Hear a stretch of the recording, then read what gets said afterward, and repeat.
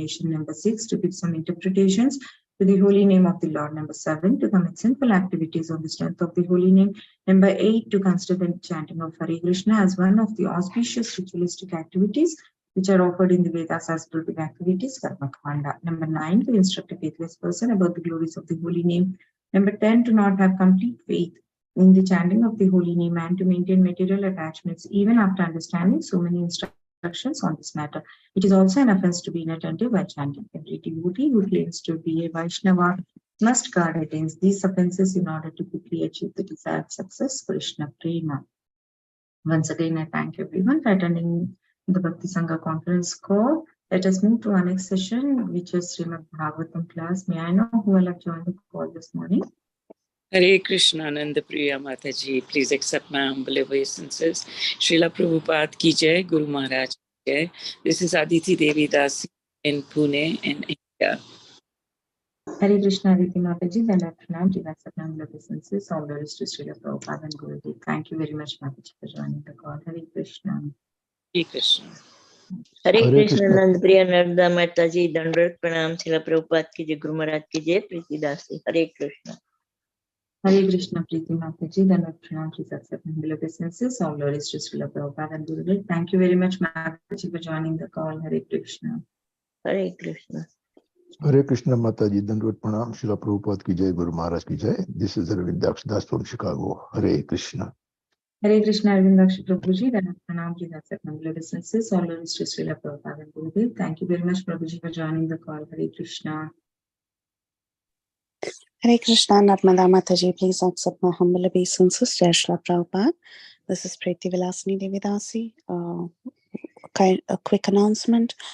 We lost the Kamadaki Mataji's son yesterday night at 11:30 p.m. in the ICU. So I request everyone to offer their heartfelt prayers for the soul's passing away. Hare Krishna. Hare Krishna, Priti Vilasini Mataji, then Pranam, please accept my humble obeisances. All glories to Srila Prabhupada and Gurudev. Thank you very much, Mataji, for joining the call. Can we all unmute once and chant 3 times Hare Krishna Mahamantra? Yes. Hare Krishna, Hare Krishna, Krishna Krishna, Hare Hare, Hare Rama, Hare Rama, Rama Hare Hare, Hare Krishna, Krishna Krishna, Hare Hare, Hare Rama, Rama Rama, Hare Hare, Hare Krishna, Krishna Krishna, Hare Hare, Hare Rama, Rama Rama, Hare Hare. Thank you, Mother. Thank you, all devotees. Hope all Prabhuji's so rich. Hare Krishna. Any other devotees who would like to introduce themselves? Hare Krishna Mataji, this is Balavinda. All glories to Srila Prabhupada and Gurudev.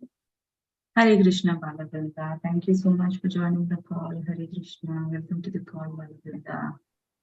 Hare Krishna Mataji, Dandavas pranams to you and all devotees present here. All glories to Srila Prabhupada and Guru Maharaj. This is Eka Radhika Leela Devidasi. Hare Krishna, Eka Radhika Leela Mataji, the Lord pronounces accept humble obeisances. All glories to Srila Prabhupada and Gurudev. Thank you very much, Mataji, for joining the call. Hare Krishna. Hare Krishna. Hare Krishna, Nanda Priya Narmada Mataji, Dandavat Pranam, all glories to Srila Prabhupada. This is Vinita Gandharvika Devidasi from Texas. We sincerely pray for Komatiki Mataji's family and for the soul. It is really painful to hear this news. Hare Krishna. Hare Krishna, Vinita Gandharvika Mataji, the Lord pranam. Please accept humble obeisances. All glories to Srila Prabhupada and Gurudev. Thank you very much, Mataji, for joining the call. Yes, Mataji, it's so painful for Komatiki Mataji to face this situation at this time. It's very heartbreaking. Hare Krishna, Nanda Priya Narmada Mataji, please accept my humble obeisances. All glories to Srila Prabhupada and all the assembled devotees. This is Indulekha Karna Devi Dasi from Lincoln. Heartfelt prayers to Kamadaki Mataji and her family. Hare Krishna. Hare Krishna, Indulekha Karuna Mataji, Dandavat Pranam. Please accept humble obeisances. All glories to Srila Prabhupada and Gurudev. Thank you very much, Mataji, for joining the call. Yes, Mataji, we all pray to give enough strength to Mataji to go through this situation, tough situation. Yes, Joanne. Hare Krishna, welcome to Bhakti Sangha conference call. Today we are very fortunate to have His Grace Keshavanand Prabhuji on the call to enlighten us on the topic of Srimad Bhagavatam, 6th canto, 18th chapter, sloka number 7 and 8. Before handing over the call to Prabhuji, Mataji, brief introduction about Prabhuji. Please take it away. Thank you, Mata. Hare Krishna devotees. We are very fortunate to have His Grace Dr. Keshavanand Prabhuji in our midst today, and I'm very fortunate to introduce him. And this is a brief introduction. Dr. Keshavanand Prabhuji was a professional doctor for many years, and he is now a practicing monk. Since the last 20 years, he has conducted extensive research and authored books in the field of science and spirituality. He feels the rift between science and spirituality must disappear to bring peace in the world. If spirituality is a superstition and a myth, science is materialistic and atheistic. A new approach to life is needed today that can bring the best of both. Science must re-embrace spirituality and be humble to admit its defects, flaws, and ignorance. And spirituality must base itself on sound, scientific, and rational ideas. Keshavanand Prabhuji has studied Vedic and Western philosophy. Besides learning Sanskrit, he also studied Gujarati, Marathi, and Kannada to know about other traditions. His persistent endeavor in the field of science and spirituality has enabled him to come up with seminars on diverse topics like science and Vedas, mind and machines, science fails to explain life, consciousness, and beyond, etc., that he has presented in various colleges in India, Europe, and America. Under the guidance of his spiritual master, His Holiness Bhakti Vikas Swami Maharaj, he has also started a Gurukula, a traditional system of Vedic education in Punjab, India, where children learn the ancient Vedic culture and values. Besides, he has started a farm community. The community has a traditional way of living with mud huts and thatched roofs, with cows and, of course, farming. The community will set a model for the world to show how to live a life based on the principle of simple living, high thinking. Please accept my humble obeisances, Keshavanand Prabhuji. Srila Prabhupada ki jai, Guru Maharaj ki jai. Over to you, Mataji. Hare Thank you, Krishna. Mataji. Thank you for the brief introduction. Hare Krishna, Prabhuji. Hare Krishna. Hare Krishna, Prabhuji. Dhandavat Pranam. Please accept our humble obeisances. All glories to Srila Prabhupada and Gurudev. Thank you very much, Prabhuji, for giving your very valuable time and association to us this morning and enlightening us on the topic of Srimad Bhagavatam, Canto 6, Chapter 18 and Sloka 7 and 8, Prabhuji. Whenever you're ready, please take the call, Prabhuji. Hare Krishna. Okay. Can somebody read it? Can somebody read this verse? Sure. Or I can read it, that's okay. Fine, I'll do it. No problem. I can see now. Bear with me. Om Namo Bhagavate Vasudevaya. Om Namo Bhagavate Vasudevaya. Om Namo Bhagavate Vasudevaya.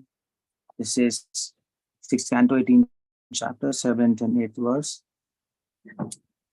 Paulamyam Indra Adhatta Trin Putran iti nahashrutam Jayantam Rishabham Tata Trityam Midhusham Prabhu Urukramasya Devasya Mayavamana Rupinaha Kirtau Patnayam Prihachlokas Tasyasan Sobhagadayaha. Okay, so the purport, 7th verse has no purport, and now we are reading the purport of text 8. Synonyms, yeah, word to word synonyms we can. Urukramasya, of Urukrama, Devasya, the Lord, Maya, by his internal potency, Vaman Rupina, having form of a dwarf, Kirtau, in Kirti, Patnayam, his wife, Brihachloka, Tasya, of him, Asan var Swabhagadeha, sons beginning with Swabhaga. Translation. Let me read translation of text 7 and then text 8. Text 7 translation. Yeah. O King Parikshitindra, the king of heavenly planet and the 11th son of Aditi, begot 3 sons named Jayanta, Rishabha, and Midhushu in the womb of his wife Paulomi. Thus we have heard. Translation of text 8. By his own internal potency, the Supreme Personality of Godhead, who has multifarious potencies, appeared in the form of dwarf as Urukrama and the 12th son of Aditi.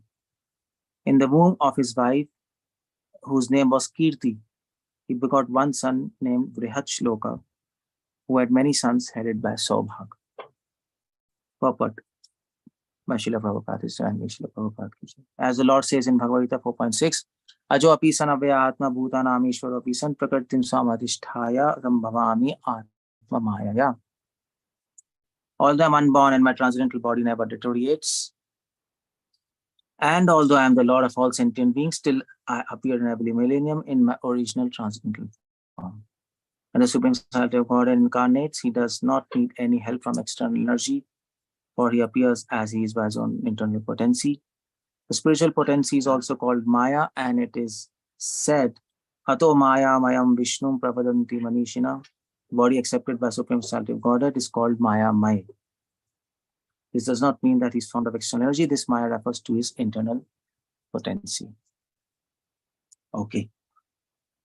Om Agyanat Timirandasya Gyananjana Shalakaya Chakshurmitam Tasmi Shri Gurve Namam Vishnu Padaya Krishna Preshthaya Bhutale Srimate Bhakti Vedanta Swaminiti Namine Ste Sarasudeve Gaurvani Prachar Nirvishesh Shunnavadi Vaishtadeshta Vandeham Shri Guru Shetapadikamalam Shri Gurun Vaishnavamscha Shri Rupam Sagrajatam Sahanatan Tam Sajivam Sadvaitam Savadhutam Parijana Sahitam Shri Krishna Chaitanya Devam Shri Radha Krishna Padan Sagana Lalita Shri Vishakhan Vitamscha He Krishna Karuna Sindhu Dina Bandhu Jagatpate Gopesha Gopikakanta Radha Kanta Namastute Tattu Kanchana Gaurangi Radhe Vindavaneshware Vishbhanu Sutadevi Pranamami Hare Priya Jai Shri Krishna Chaitanya Prabhu Nityananda Shri Advaita Vashadi Gaur Bhaktavinda Hare Krishna Krishna Krishna Hare Hare Hare Ram Ram Ram Hare Hare. Okay, so we are there. This verse, let me just have a look. Midhusham, just a minute. Okay, this verse is both 7th and 8th verse. Quite pretty simple and not so technical, but we can try to find some technicality, some philosophy in this verse. Of course, no verse of Srimad Bhagavatam is without any reason and without any philosophy in it. Because Bhagavatam says Swadu, Swadu, Pade, Pade. Every verse has to be relished. So in that sense, every verse should have some rasa in it.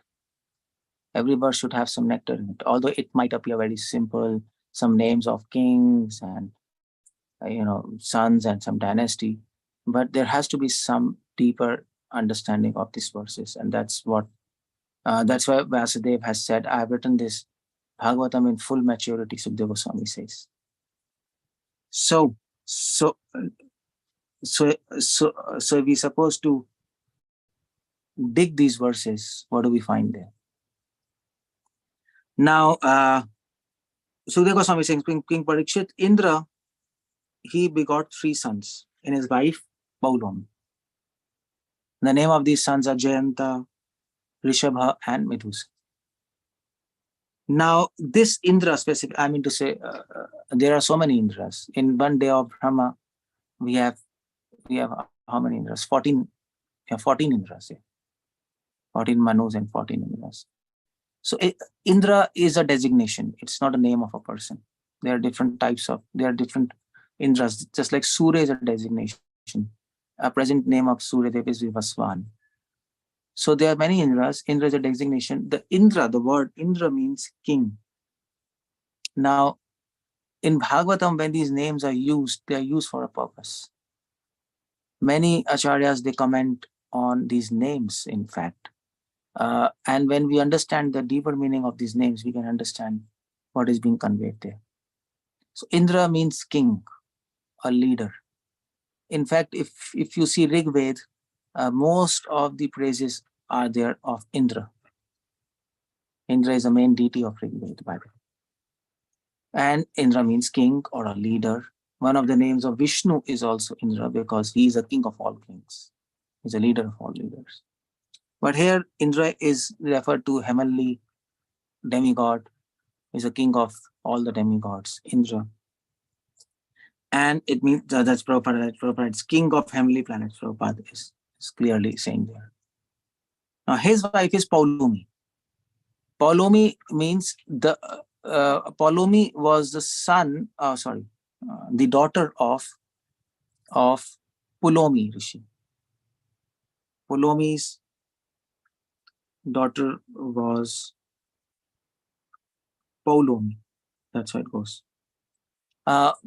Indra's wife's common and general name is Sachi. Sachi. Everybody knows Indra's wife as Sachi. But her original name was Paulomi. She was also called Paulomi, just like Kunti, Kaunteya. All the Pandavas were called Kaunteya, Kunti's son. Similarly, the daughter of Pulomi Rishi was Paulomi. So this name means, Paulomi means the rays of sun rays, the bright sun rays. So Indra married to Paulomi. Now what that means, that the king, he's marrying bright sun rays. That's the whole idea there. Indra is a king and his wife is bright as sun rays. So what that means is this all name signifies some philosophical insight, and the philosophical insight is the king of all kings is Krishna, and the bright sun rays is Radha. That's a Shakti. Sun rays mean Shakti, isn't it? So Shakti and Shaktiman, they come together. Now Radha and Krishna, they come together as Shakti and Shaktiman. And when Shakti and Shaktiman comes together, then there is some creation. There's always some creation. When Radha and Krishna comes together, what is created? Love. Love is created. Love is born. So just as Radha and Krishna unite, similarly man and woman unites in this world. And then there are children and so on and so forth. Similarly, Vishnu and Prakriti, they unite to form this whole creation. So these names signify Indra, Paulamya. They signify the combination of Shakti and Shaktiman. Everything what happens is Shakti, Shaktimate or Abheda. Everything what happens is a combination of energy and matter. That way also you can see this verse. There's science in this verse. When energy and matter combine, then there is whole creation. From science we know everything is energy and matter, nothing else. So Indra marries Paulomi. That means Shaktiman marries Shakti. And they're one. And when Shakti and Shaktiman comes together, when Radha Krishna comes together, then what happens? Then some things are born. What are born? Jayantam, Vrishabham, Tritayam, Midhusham. 3 sons were born. Jayantam, Vrishabham, Midhusham. Now what that means? Jayantam, Vrishabham, Midhusham. When Radha and Krishna comes together, or Shakti can also mean a devotee. And Indra means God, the king of all kings. When God and his devotees in form of Shakti, they come together, then what happens? And 3 things are born. The first is Jayanta. Jayanta means victory. Victory is born. Krishna also says, Yat Yogeshwaro Krishna Yat Partha Dhanatara. Tatrishi Vijaya or Bhuter Dhruvani Tirmatir Mama. It's the same thing here. And Krishna is there and his devotee is there. Krishna in form of the king of all kings, the leader of all leaders, and devotee in form of effulgent sun rays, pure devotee who is effulgent as sun rays. When both come together, then there is victory. Victory on whom? Victory on what? Victory on birth, death, disease, and old age. That's real victory. Any other victory in this material world is all relative and all. Actually, it's all nonsense. The victory in this world is not at all a victory. That's why Krishna says in Bhagavad Gita, Labho Labha Jaya Jayo. Go beyond benefit and harm. Go beyond victory and defeat. Real victory is victory over mind. Real victory is victory over your desires. Real victory is victory over birth, death, disease, and old age. That's real victory.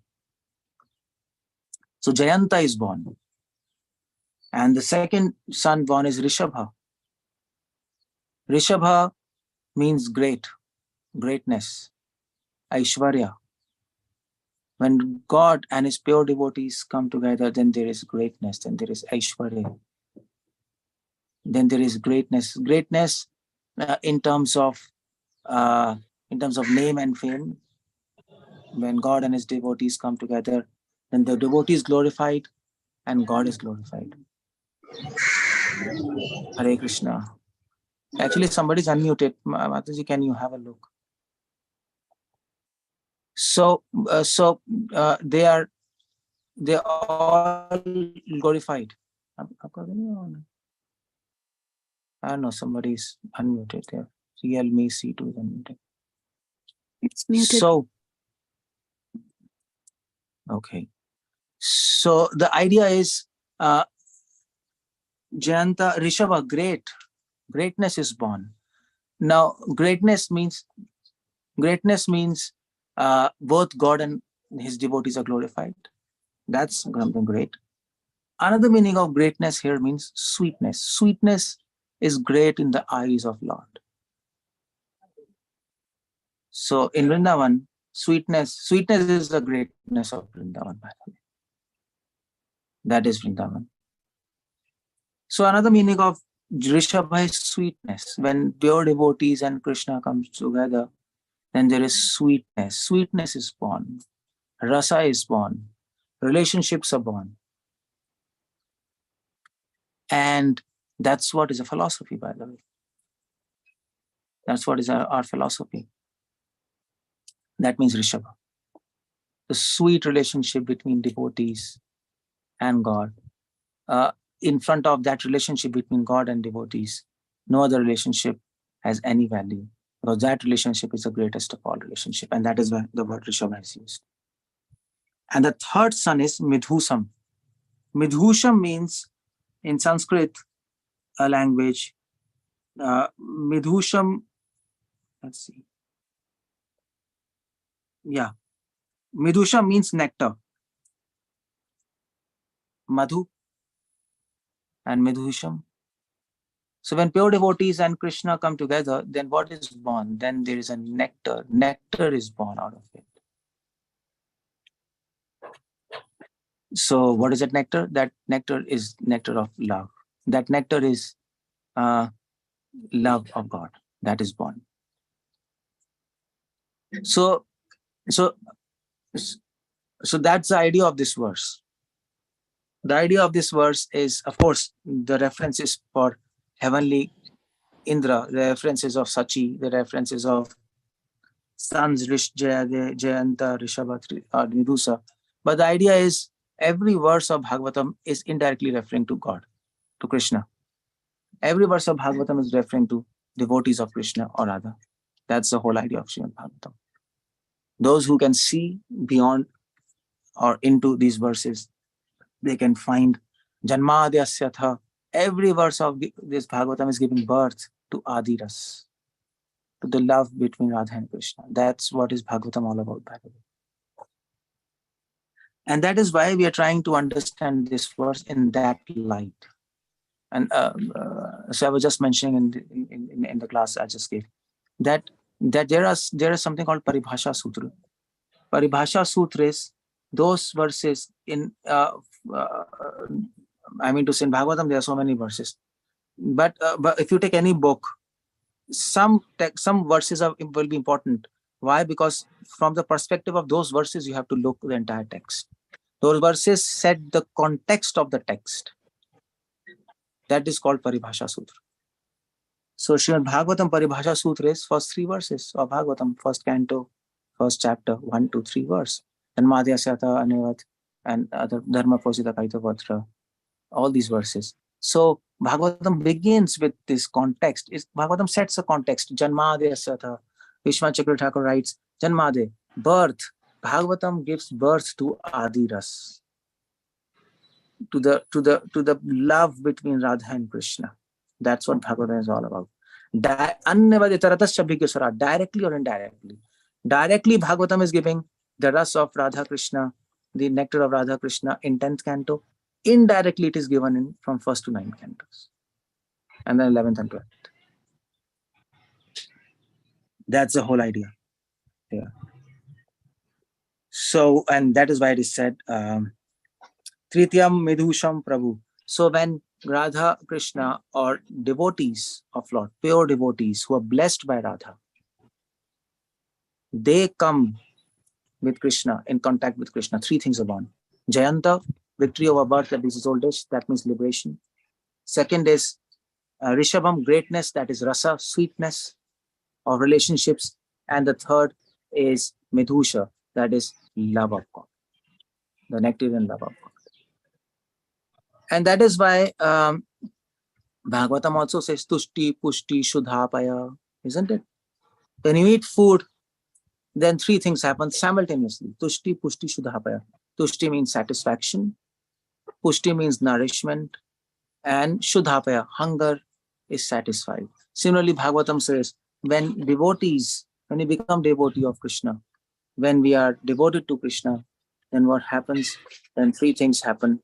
Tushti, Pushti, Shudhapaya. Your hunger is satisfied. That means liberation from birth, that is old age. There's no hunger of this material world. And can you close his gate? And the second is Tushti. There is nourishment. So Tushti means satisfaction. Satisfaction means you get so satisfaction by, because you get satisfied because you attain love of God. And Shudhapaya and Pushti means nourishment by rasa. So all these 3 concepts are beautifully mentioned in this verse by the way of so all these 3 things are mentioned in a hidden form indirectly by the names of demigods. And by the way, this information is very important, by the way. Why? Because actually what happens is Bhagavatam is also trying to teach us, Bhagavatam is trying to glorify Lord by using the names of demigods. Bhagavatam is trying to do that. So, and by the way, this is the by the way, this is the actually Vedic system. In Vedas, there are praises of Indra. In Vedas, there are praises of Varun. In Veda, there are praises of many rishis. They're praising actually rishis, but indirectly they are praising Vishnu. That's the system of Vedas. Why is that? Because because Krishna likes Parokshabhat. He likes an indirect praise. Annabat itaratascha bhigyesurat. If you say to Krishna, Krishna, you're very lovable, Krishna likes. But if you say, Krishna, you're very naughty, he likes much more than the first statement, because that is indirect way of saying you're very lovable. So that is why here in the 7th verse, it's an indirect glorification of Lord. That's what we have to learn from this verse. Otherwise, this verse becomes redundant. Okay, Indra married Polame, and then 3 sons, Jayanta, Rishabh, Midhusham. Okay, go ahead. That's all. That's not all. That's not all. That's not enough. And then the 8th verse. Uru kramasse devasse maya vamana rupina. Now, Aditi, the 11th son of Aditi is Indra. The 12th son is Vaman, Uru kramas, Vaman Dev. Now, so that is why Vaman Dev is younger brother of Indra. That is why Vaman Dev is younger brother of Indra. And And so what's the name of Vamandev? One of the names of Vamandev as younger brother of Indra. I just forgot. Upendra. Yeah, Upendra. Oh, yeah, Upendra. Upendra. Upendra. That is one of the name of Vamandev is Upendra because he's younger brother. Indra is the 11th son. Upendra is the 12th son.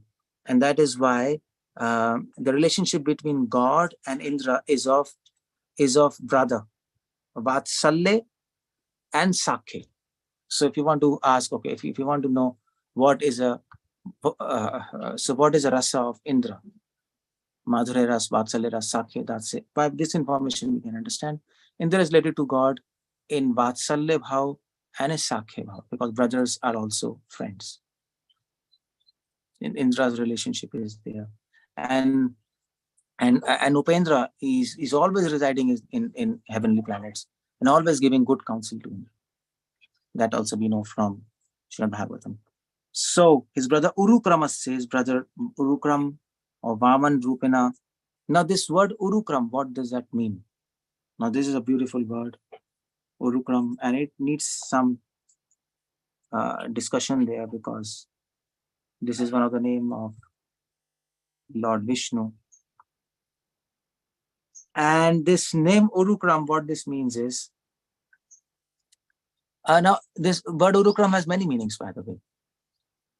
One of the name of Krama is steps. Uru means great, large.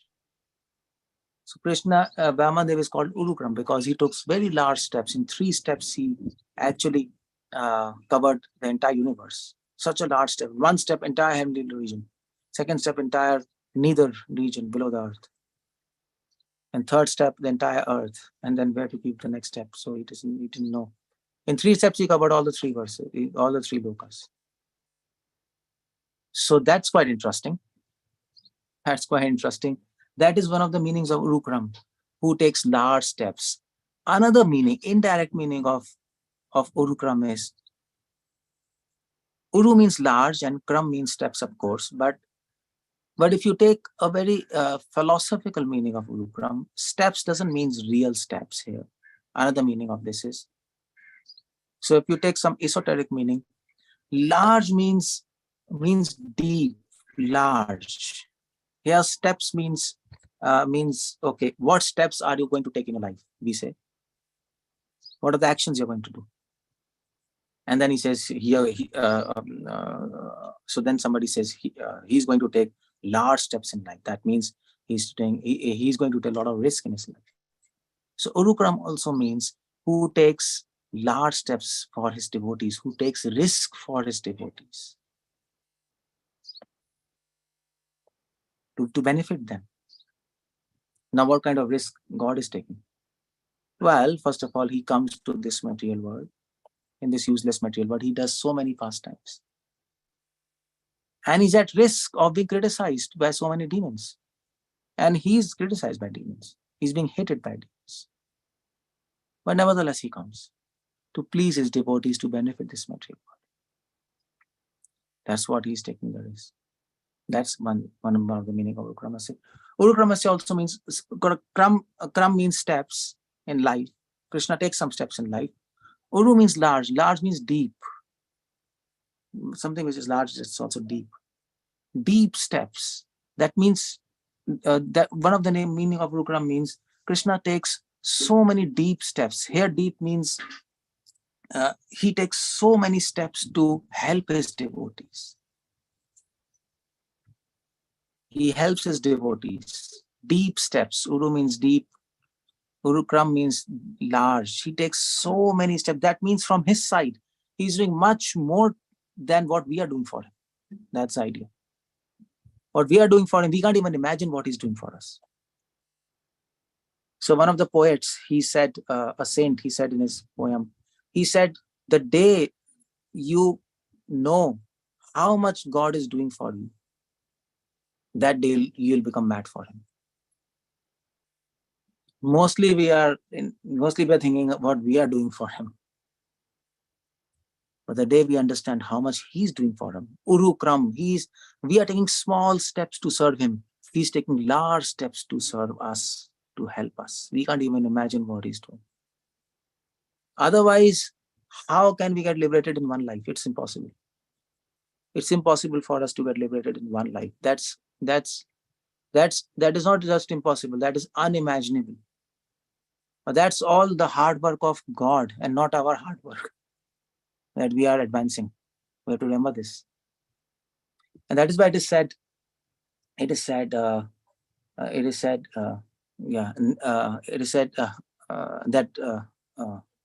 never trust yourself. Never trust yourself. We think we are taking some steps to serve God, and by this credit, we will actually attain liberation. No, we don't trust our steps. Our steps are tiny and small, what we can do. We are advancing, we are getting liberated because of his steps, what he's doing for us. Urukram. Urukram. That's one of the names. That is one of the beautiful meanings of Urukram. Another meaning of Urukram here means Uru also means beauty. Urvashi. Urvashi. Uru means beauty.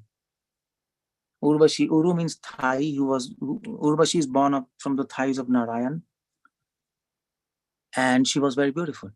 She was the most beautiful Apsara. That is why her name also was Uru. Uru means Urvashi. Uru means beauty. Vashi means Vash Karna. That's why her name is Urvashi, who can actually captivate, seduce anyone by her beauty. Uru. And Kram. Kram here means, Kram I told you steps, but here Kram also means gradual, isn't it? Pradhur bhave bhavet kramaha. Love develops in the heart of devotee gradually by Kram, slowly and steadily. So what does that mean? Beauty and Kram, gradually. Krishna infuses his beauty in the heart of devotee slowly and gradually. As he becomes pure, he keeps on injecting his beauty. And the devotee keeps on realizing it. The beauty of his form, the beauty of his qualities, the beauty of his pastimes, he keeps on revealing that to his devotee gradually, Shanai Shanai, as he advances. And why he does gradually? Krama. Krama means gradually. Why is doing gradually? Why is not doing instantly?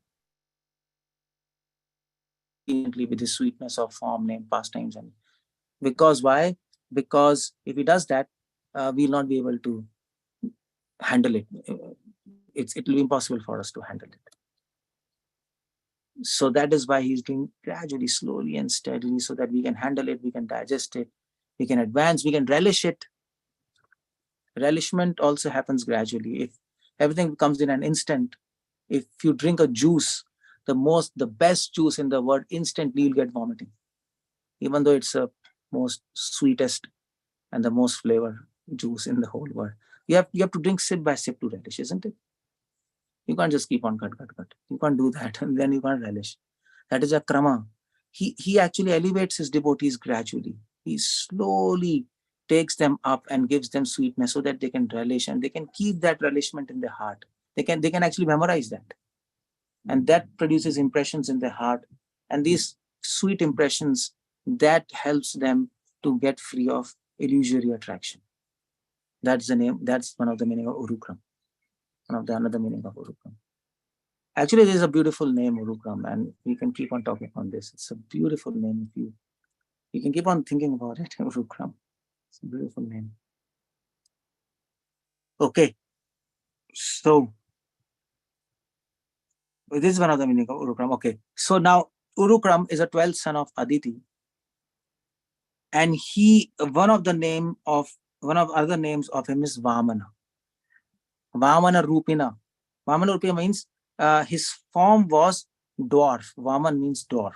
One of the meaning of Vaman is dwarf. Small. Vamana Rupina. Prabhupada is writing, having form of a dwarf. But does this word Vaman have some esoteric meaning? Literally it means dwarf. But is there any deeper meaning of Vaman? So he came in a form which is dwarf, that is said. But But if you see dictionary, another meaning of Vaman is dwarf means small, isn't it? Small means also subtle, which cannot be seen. Small, he is very small, subtle, which can't be seen, which can't be perceived. Big things can be perceived, small things cannot be perceived. So Vaman Rupina also means Krishna came in a form which couldn't be recognized by anybody. And nobody could understand he's God. Even Bali could really understand, but other Shukracharyas to somehow, but nobody could understand. They were thinking he's a Brahman, he's a dwarf. He came in a form which actually, Vaman also means cheating. He came in a form which actually cheated everybody. Nobody could understand his God. Only after he showed his Trivikram or Ukram, then only people could understand. Otherwise, people thinking he's a simple Brahman. Vaman, small. That's the idea, small. Small-minded people cannot understand God. That's another thing. Vaman Rupina. To understand God, your mind should be broad enough.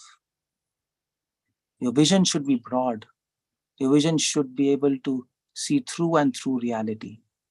Satyam param dhimahi, vedyam vastavam vastu atra shivadam. Only that kind of vision which is broad, only that kind of heart which is broad can actually perceive Lord, can perceive Vaman Dev. Small-minded people cannot.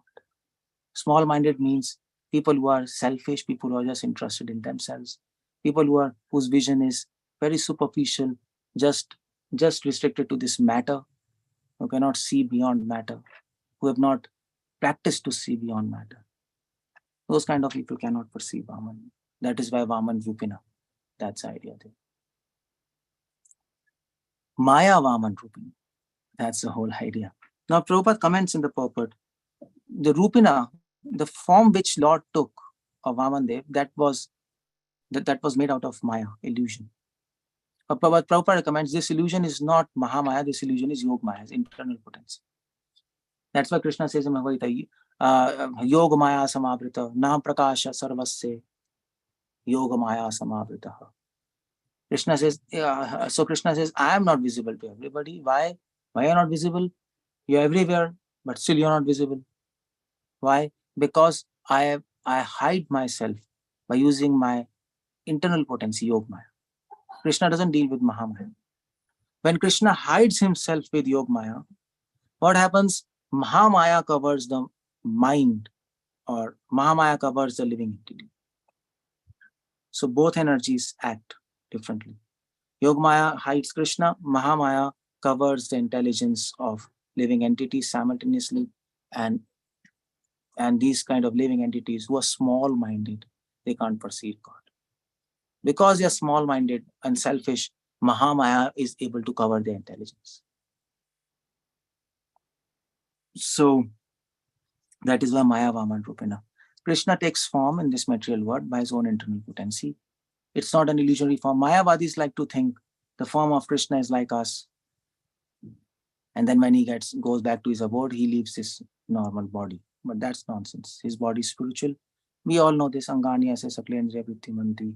We all know Satchitananda Vikam. We all know this. So here Maya refers to Yoga Maya, his personal energy. But if you really think about it, Yoga Maya and Mahamaya are not different. They are one. If you say Mahamaya is different, Yoga Maya is different, it's not like that in real sense. Vishwanath Chakra Thakur gives an example. What is Mahamaya? What is Yoga Maya? He says there is a curtain. Just like altar, you close your altar with a curtain. Close the altar with a curtain. Now that curtain represents Maya. And from Krishna's side, you can see the curtain, and from your side you can see the curtain. There are two sides of the curtain. Curtain is one, but there are two sides of the curtain. Now both sides can be actually different. From one side of the curtain can be orange, another side of the curtain can be blue, or one side of the curtain can be decorated, another side of curtain may not be decorated. So curtain has two sides. Similarly, this is one energy, and that energy from Krishna's angle when he sees it is Yoga Maya, from Jiva's angle when they see it is Mahamaya. So when Yoga Maya covers the Lord, simultaneously Mahamaya covers the living entity, because it's one curtain. When you close the altar with the curtain, Krishna can see the one side and you can see the other side. They are two different sides, but of the same curtain. So that is why we say Yog Maya, Maya, two different energies. They are not two different energies. They're two different functions of same energy. Yog Maya, Maya. That is a proper understanding. Two different functions of same energy. That's how you understand. That is a real understanding of this Maya Vamana Rupina. And he married Urukram. He married Vamandev. He married later. It is something that is new for me also. He married Kirtau Patnayam. His wife was named as Kirti. In all incarnations, Lakshmi comes and Krishna marries. All incarnations. There's no incarnation where God is not married. Sometimes we know, sometimes we don't. Narsingh Dev, he was also married. Lakshmi came. And Narsingh Dev's wife, she was Chunchu Devi. If you go to South India, you will know Chunchu Devi. Lord Pashuram, he was married. So every time Lord Chaitanya, he was also married. Because Lakshmi comes, she wants to have a relationship with God. She wants to assist him. So Vamandev, he married, and he married to Kirti. Of course, her role was not much there. But Kirti, and that's the idea. The wife of God is Kirti. That is name and fame. Name and God, Krishna can never be not glorified. He's always glorified. Glory serves Krishna. Name and fame serves him. They are for him, by him, and of him. That is Kirti. She's always in the service of God. And that is why anybody who criticizes Krishna, they end up glorifying him in the form of criticism. And that is why you read Bhagavatam. Shishupal is criticizing Krishna. He's speaking nonsense. He's blaspheming him. Hiranyakashipu is blaspheming. Hiranyaksha is blaspheming. But all those words, Saraswati makes it into glorification or praise of Krishna in the garb of criticism or blasphemy. Krishna can never be blasphemed because Kirti is his wife. That's the whole idea. Krishna, if he does some sinful activities, appearingly sinful, that also glorifies him. Ranchor Rai, you see, there's a deity in Gujarat. Ranchor Rai is glorified because he ran away from battlefield. Well, if you run away from battlefield, that's the worst kind of defaming for a Kshatriya. But he's glorified. Krishna stole butter and the clothes of gopis. He's glorified as Chor, Phir Chor Gopinath. Chor Ashtakam, it's there. He's glorified as a thief. So that is why his wife is Kirti. She will never leave him. No matter what he does, she will never leave him. Achyuta, Krishna becomes a servant of his devotees. Still he's glorified in the position of a servant. You can do nothing to actually blaspheme him. It's impossible. That is why Urukram's wife is Kirti.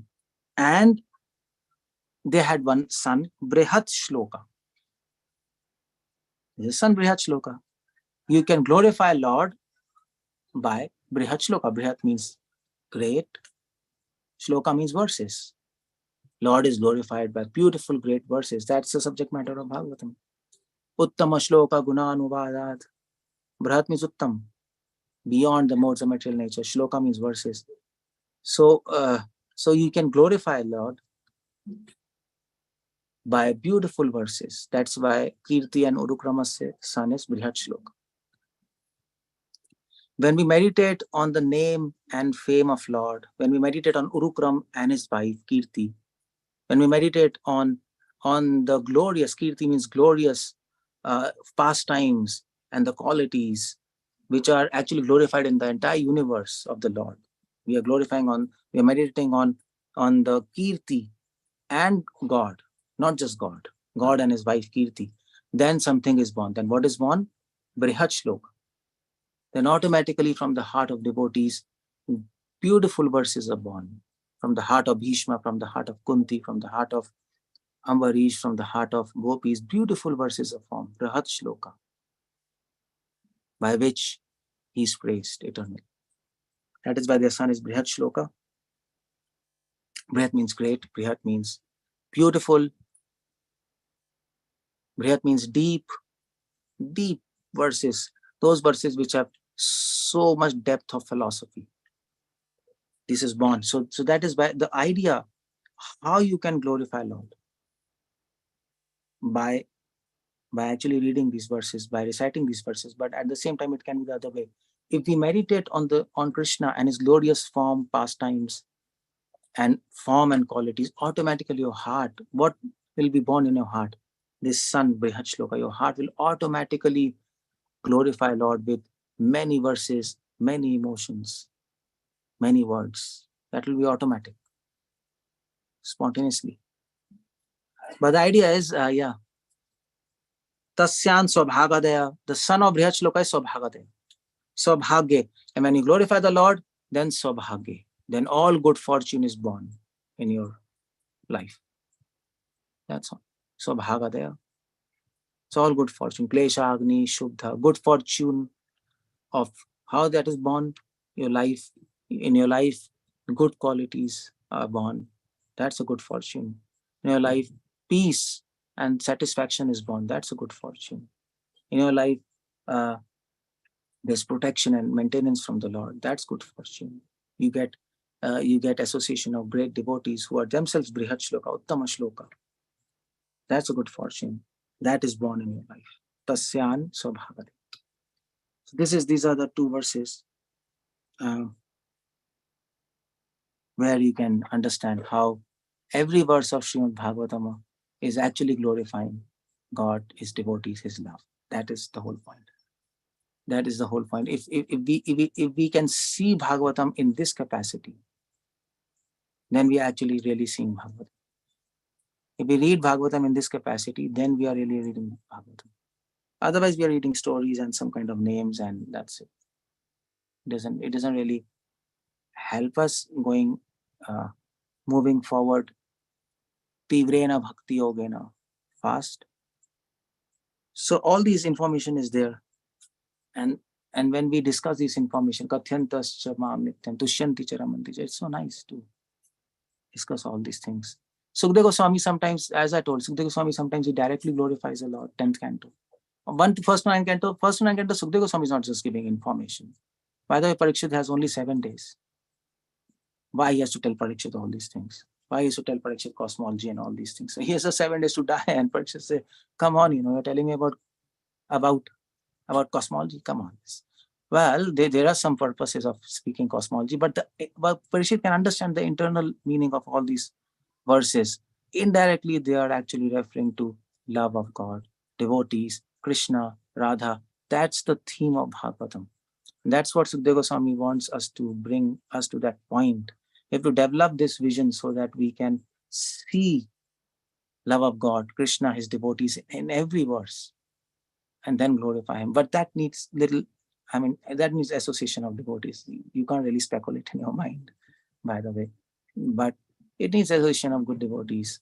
And when we do that, then our emotions are nurtured. Tushti, pushti, shuddhapaya. We advance in devotion. We develop love for him. We relish these sentiments. We move forward towards love of God. And it's satisfying. That's all these two verses are there. Okay, Hare Krishna, Srila Prabhupada ki jai. I'm just handing it. Hare Bol, Prabhuji. As usual, very nice class, Prabhuji. Thank you so much for coming again on the call and giving such a very wonderful class. And I really relished the various meanings which you told about the name Urukrama. So it's really helpful. I have to go back and again hear to the recordings in detail because hearing once I cannot understand, so I should keep on hearing. Thank you so much, Prabhuji, for such a Nikarian class. So devotees, any questions or realizations, please go ahead. I don't see any hand raise here.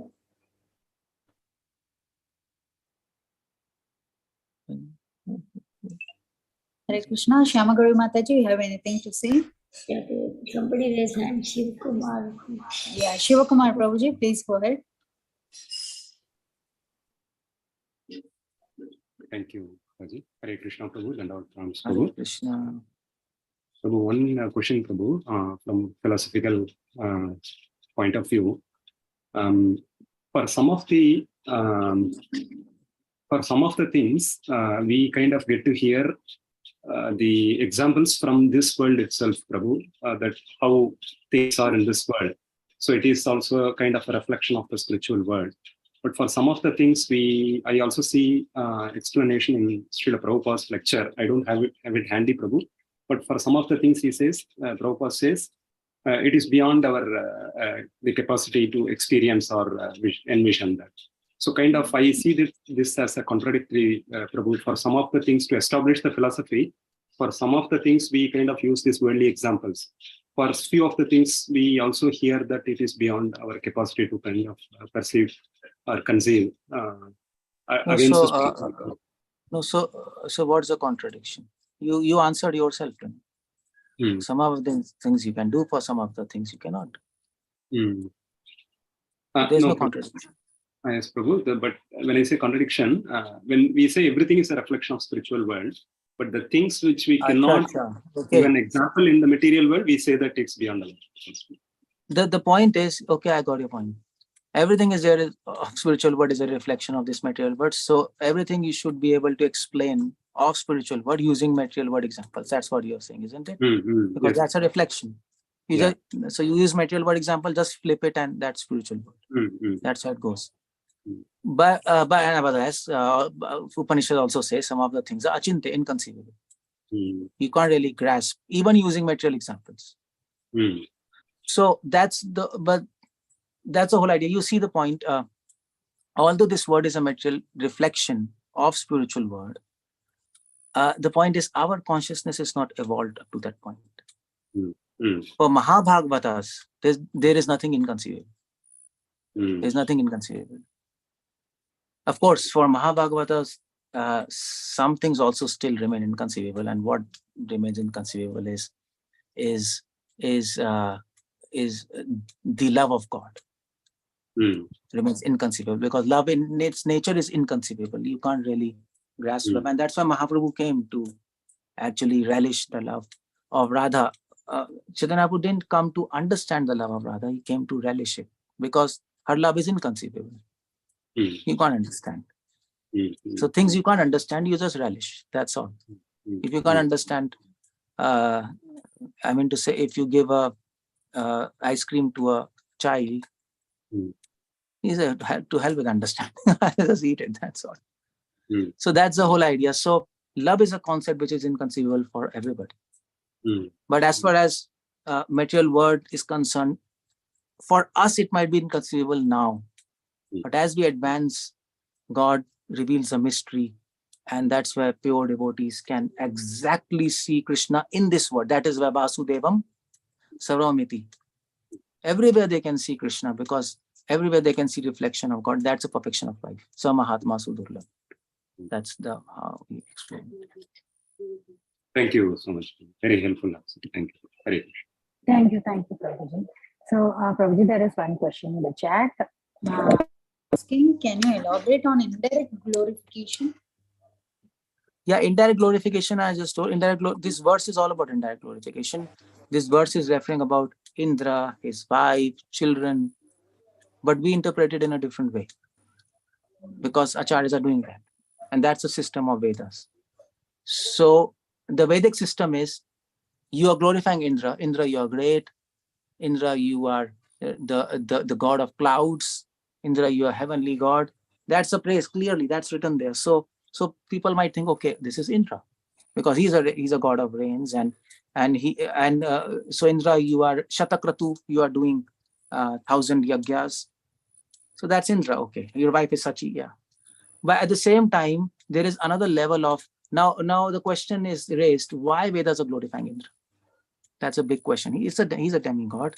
Vedas are very clear, Vishnu is supreme, Vishnu is God. And Vedas are very clear, nobody should be glorified except supreme. Absolutely clear in that. Om Tad Vishnu Parampadam Yada Pashyanti Suraya. All the demigods are glorifying Vishnu. So why Vedas are glorifying demigods, when they are themselves saying you should not glorify anybody else except Vishnu?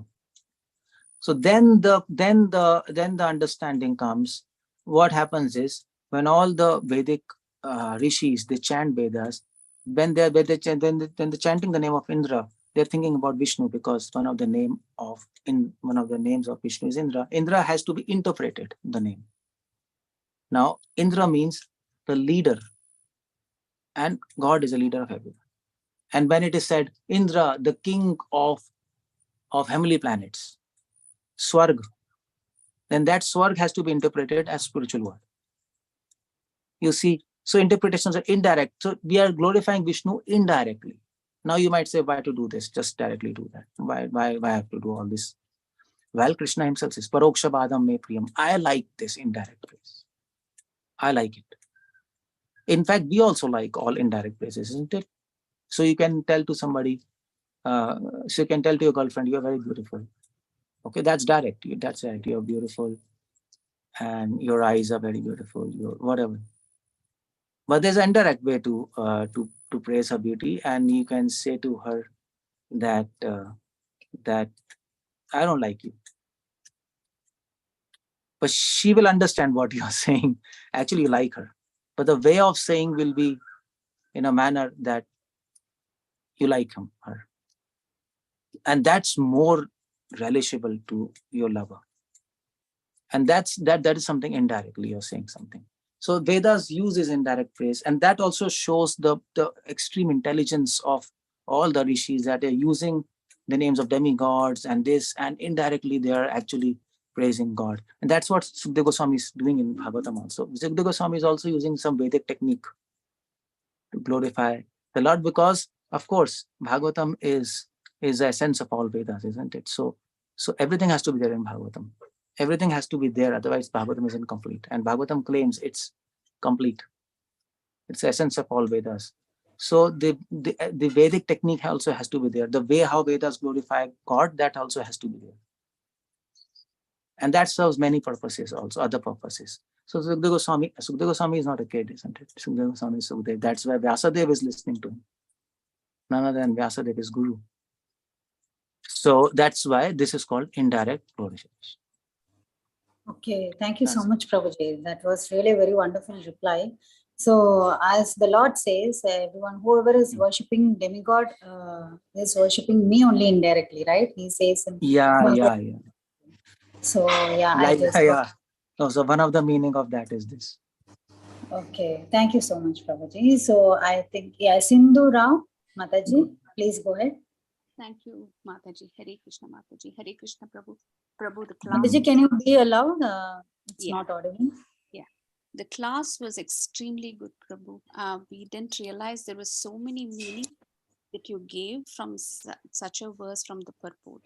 I have one quick question, Prabhu. I think I heard somewhere or I read it somewhere about Subhadra Mataji, right? Subhadra.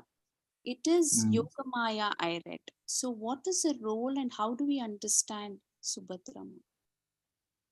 Well, Subhadra, she is Yogamaya, and the function of Yogamaya in spiritual word is the function of Yogamaya in spiritual word is to arrange the pastimes of Lord Krishna. That's what she's doing.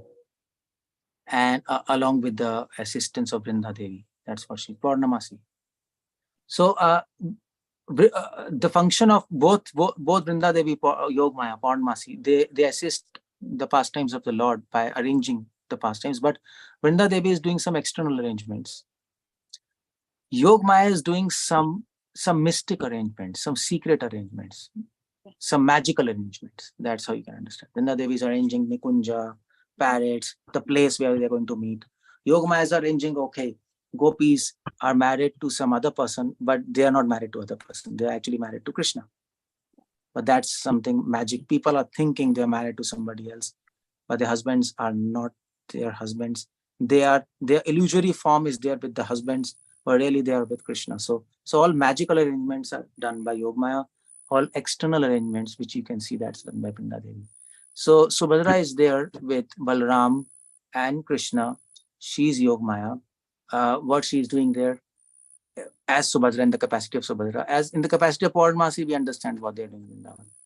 But what she's doing, because she is there in Dwarka and Mathura, Balram, Krishna and Subhadra. What there she's doing? Well, she's there in Dwarka, Mathura. Whatever is happening in Dwarka and Mathura, whatever magical and esoteric things are happening, just like Krishna Krishna jumped from the mountain. So when he ran from Jarasandh, and then Jarasandh was killed by, Kalyavan was killed by Muchukund. Then he actually jumped from 80 miles high from Mathura, and then he landed in Dwarka as he jumped. So this kind of mystical things, what Krishna is doing, who is doing? Subhadra. Subhadra is helping him to all these. Subhadra is serving him in that capacity to do all these things. So Krishna kills Shishupal, Dantvakra, and then after killing Dantvakra, in 1 second he is there in Vrindavan. How does he do that? Subhadra. She's a potency behind that. So that's what she's there for. Externally, we can't understand she's a sister and all these things, but these things are happening. Thank you, Prabhu. That was a wonderful explanation. Thank you very much, Prabhu. And a wonderful class again, Prabhu. Thank you. Hare Krishna, Prabhuji, Dandot Pranam. Hare Krishna. Very, very beautiful class, Prabhuji, and very nice explanation about all the names, The Sanskrit names, it has so many meanings of that, and you explained much. There might be more than that also. So, Prabhuji, what is Chuchu Devi? You said Chunchu Devi, Chunchu. Chunchu? Chunchu. The Chanchal, Prabhuji? No. The name is Chunchu Devi. Chunchu Devi, okay. So if you go to Ahobalam, it's there. Ahobalam, there is a cave, there is a place where she was born, Chunchu Devi. And then she was waiting for Lord Narasimhadev. So Narasimhadev, he killed Hiranyakashipu, did all that. And then Prahlad, he came, and then Prahlad, he was almost satisfied, but his anger was not really still it was there. So Narsingh Bhagwan, then he actually after doing Abhishek of Prahlad, everything, Chinchu Devi. So then he jumped from that place, and then he was just roaming in forest. He was just simply in anger, and he couldn't really control it. So demigods then asked Lakshmi to take avatar of Chinchu Devi, because only way you can actually pacify Narsingh Dev is by a wife, by Madhuri Ras. She came, and then she proposed Lord Narasimha Dev, and then he married, and then he was settled. Like that, Chinchu Devi was there. That's one pastime. Very nice. Very nice. Thank you, Mataji. Very beautiful class, Prabhuji. Thank you. Yeah, so I don't find any more questions, Prabhuji. So all are glorifications. So Mushkan Prabhuji's class, we will be updating on our WhatsApp. So you can follow our WhatsApp messages for Prabhuji's classes. Hari Bol Prabhuji, thank you so much, Prabhuji, for giving us your valuable time and association. We want your association and this Nectarian class to following up weeks also. Do this. Let's pay our obeisances to Prabhuji. Vancha kalpadrupasha kripa sindhya